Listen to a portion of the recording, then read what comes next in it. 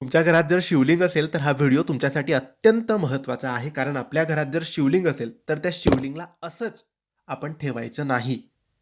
24 तास त्या शिवलिंगचे अभिषेक झाले पाहिजे. आता यासाठी आपल्याला काय करायचं आहे तर सोपा सरळ उपाय म्हणजे एक वस्तू आणायची आहे.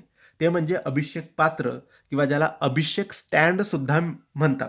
3 पायांचे हे स्टँड असते आणि वर एक छोटासा लोटा असतो. त्याला खालून एक होल, एक छिद्र असतं. त्यातून थेंब थेंब पाणी शिवलिंगवर पडत असते. म्हणजे त्या 3 पायांच्या स्टँडच्या खाली आपल्याला शिवलिंग ठेवायचं असतं. शिवलिंग एखाद्या वाटीत, ताटलीत आपल्याला ठेवायचं असतं. म्हणजे थेंब थेंब पाणी शिवलिंगवर 24 तास पडत राहायला पाहिजे. समजा आपण सकाळी 7 वाजता देवपूजा करत आहोत, तर 7 वाजता आपण त्या लोट्यामध्ये पाणी भरलं, तर दुसऱ्या दिवशी 7 वाजेपर्यंत थेंब थेंब पाणी पडत राहायला पाहिजे. आणि मग दुसऱ्या दिवशी पुन्हा शिवलिंगचे अभिषेक करून, स्नान घालून पुन्हा लोटाभर पाणी आपण त्याच्यात भरून ठेवायचे.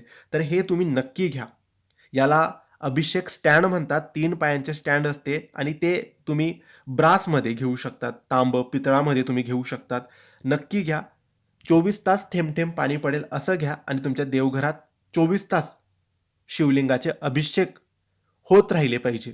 कारण त्याने पॉझिटिव्हिटी निर्माण होते आणि ते शिवलिंगाचे 24 तास अभिषेक होते. त्यामुळे शिव म्हणजे महादेव स्वतः आपल्यावर प्रसन्न होतात. तर नक्की घ्या आणि नक्की ठेवा. धन्यवाद.